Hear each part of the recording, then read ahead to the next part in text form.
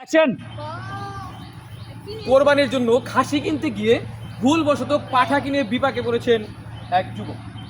তার স্ত্রী ছাড়তে যাচ্ছেন সংসার। এ নিয়ে অনেক হট্টগোলের মধ্যে আমরা বিস্তারিত জানবো তাদের কাছে। আচ্ছা ভাই, আপনি তো এই পাঠাটা কিনে এনেছেন হাটের থেকে, আর আপনার স্ত্রী নাকি খুব রাগারাগি করতেছেন তার জন্য। আপনি কি পাঠা কিনতে গিয়েছিলেন? আরে না রে ভাই, আমি গেছি খাসি কিনতে। আমি তো ঠ্যাংটা শূন্য করে দেখিনি যে এর কাটে নাই, বেশি কাটে নাই। এখন পরে দেখি যে শালা বেশি কাটে নাই, আর বেশিটা বড়। আমি যদি এই ঠ্যাংটা ফাঁক করে দেখতাম তাহলে এই বুলডগ করতেন। আমি খাসি মনে তুমি কি গন্ধটা শুকেও বুঝতে পারো না এরা পাদা না খাসি? গন্ধ শুই কেমনে বলবো, কারণ তোমার আর গন্ধ এর গন্ধ একই।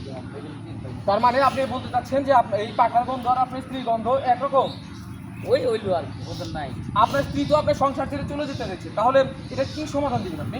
সমাধান ওর কাছে মাপ চাওয়া লাগবে। আমি এই বয়সে যদি বউ চলে যায় এই, আমার মান সম্মান থাকবে। আমি তুমি বলতে এটা পারি কি না। কইলা? কি বুঝাইলা? না। আমার গন্ধ আর পাটের গন্ধ একরকম মানে? আচ্ছা, সেটা ভুলবশত বলে ফেলেছে, এখন কি করবেন? এটা তুমি যে খাসি ছিল না, পাটা ছিল না, তোমার লাগে কি সংসার করে যায়? যেহেতু একটা ভুল করিয়া লাইছে ভাইকা, এটা তো পাড়াই না লাইছে। পাড়ার মাংস আর এই খাসির মাংস তো একই। প্রয়োজনে পাঠা আবার বিক্রি করে, আবার পাঠা বিক্রি করে খাসি কিনে আনা যাবে। আমি আঙ্কেলের কাছে একটু জিজ্ঞেস করি, আপনার ছেলে খাসি এবং পাঠার মধ্যে পার্থক্য বোঝে না? এদিকে আসো, দেখো। আসলে দেখছি তো, আমি আমি দেখছি তো। তা না, আমি তো ওই আমার সময় ছেলে ঠ্যাংটা শুনতে এমন পাইনি। একটা ব্যাককল, হ্যাঁ, পাঠার খাসি এটা বুঝে না, পাঠার বিচিটা এত বড় বিচিটা খেল নেই, ওটা দেখবো না। আমি জীবনে দেখছি, হ্যাঁ, ওর কি আমি চোখ কি- নাই? আমি পাটা কাটা দেখছি। আমি আচ্ছা, এখন একটা ভুল করে ফেলেছে। বিসি কাটা দেখছি। আচ্ছা কোনোদিন। ম্যাডাম, দেখো, আমি তোমার দেখাইতেছি। আচ্ছা, আমি তো এখন বুঝছি।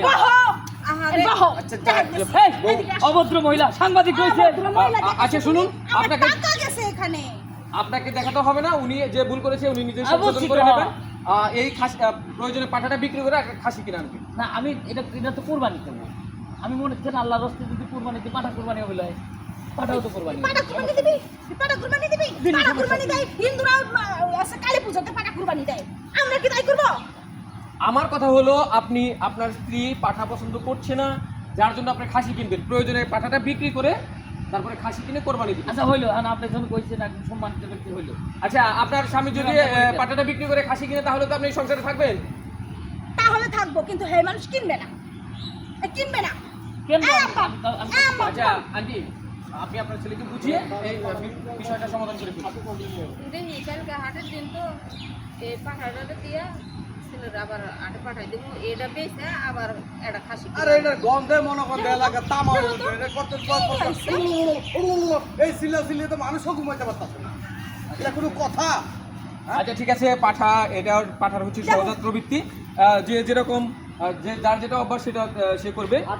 তো একটু বিনোদনের জন্য আমরা এই পাঠা এবং খাসি নিয়ে একটি ছোট্ট নারীকে বানালাম। আসলে বিষয়বস্তু এটা তেমন কিছুই না, শুধু এটুকু যে কিছু মানুষ এখনো আছে খুবই সহজ সরল, যে কিনা পাঠা এবং খাসির পার্থক্য বোঝে না। সমানতে শুধু আপনারা ভালো থাকবেন। আপনারা কিন্তু অবশ্যই পাঠা এবং খাসির পার্থক্য বোঝেন, আপনাদের কোনো দোষ নাই। দোষ হচ্ছে সব ফরহাদের। ভালো থাকবেন, সুস্থ থাকবেন, আল্লাহ হাফেজ। এরা কি কয়?